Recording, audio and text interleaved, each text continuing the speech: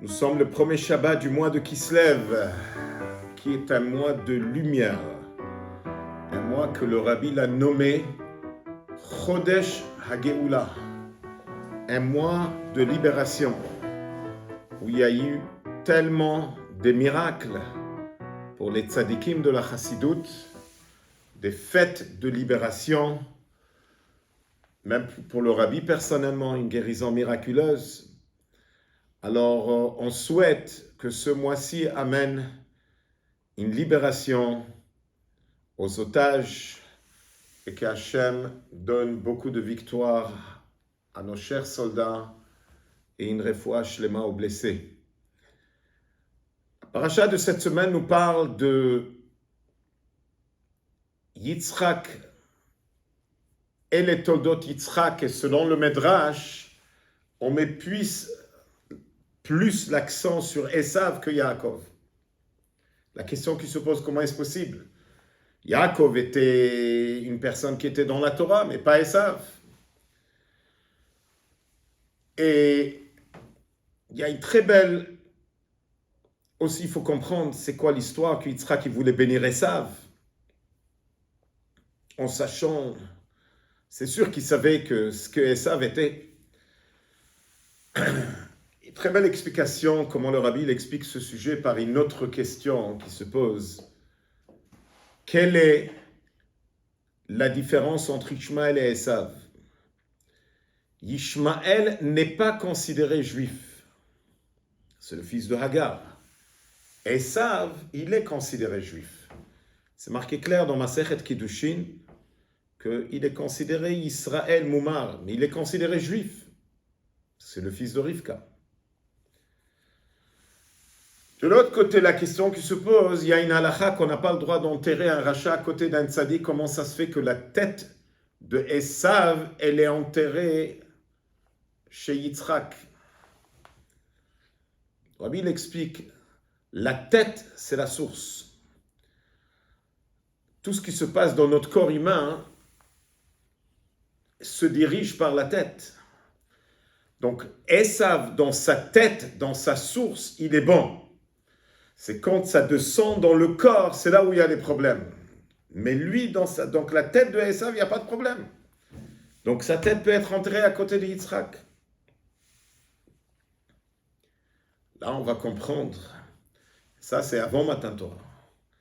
Plus forte raison après Matan Torah, comment on doit regarder sur un juif. Puisqu'on est en train de vivre, maintenant au moment de la guerre, on est en train de vivre une unité exceptionnelle entre Am Israël.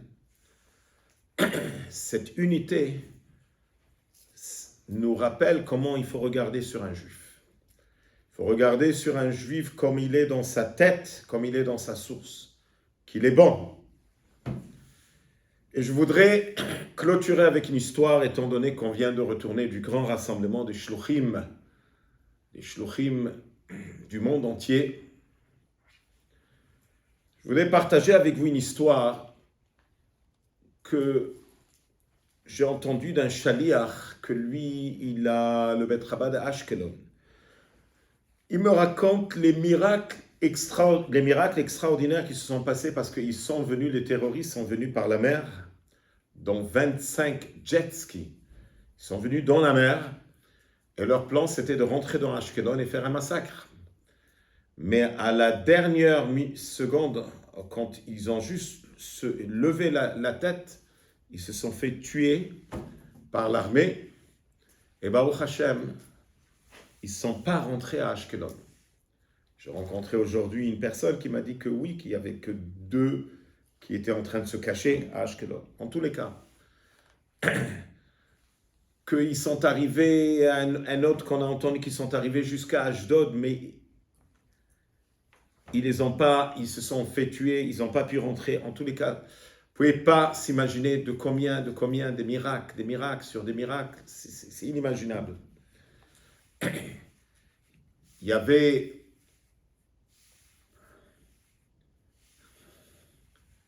une personne, ça je l'ai entendu d'un shaliach du rabbi de Beersheva, à la sortie de Simchat Torah, à 11h du soir, il y avait une personne qui qui cherche une synagogue à 11h du soir, il doit aller dire merci à Dieu. Et le shaliach, il le connaît, c'est pas quelqu'un qui est dans la religion, rien du tout.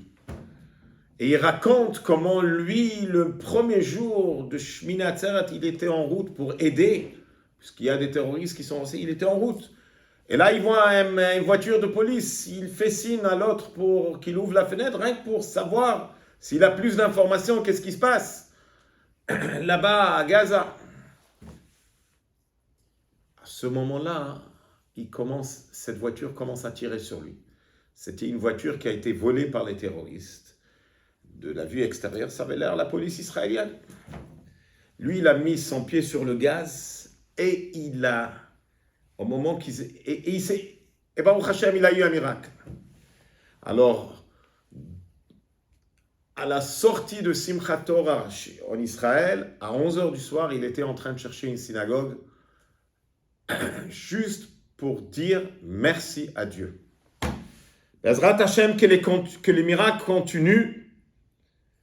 Et comme est le message du grand rassemblement des Shluchim, c'est qu'on n'a pas le droit de se satisfaire avec cela, que Chayal et Tzahal vont accomplir leur mission jusqu'au bout. On n'a pas le droit de se satisfaire que tous les otages vont retourner en bonne santé chez eux. On doit réaliser qu'on a payé un prix trop cher et on doit à tout prix insister et demander à Dieu qu'on veut le Mashiach. Pas moins que ça. Cette guerre, elle doit déclencher l'arrivée de Mashiach Tzidkenu. Techef ou miyad mamash. Shabbat shalom.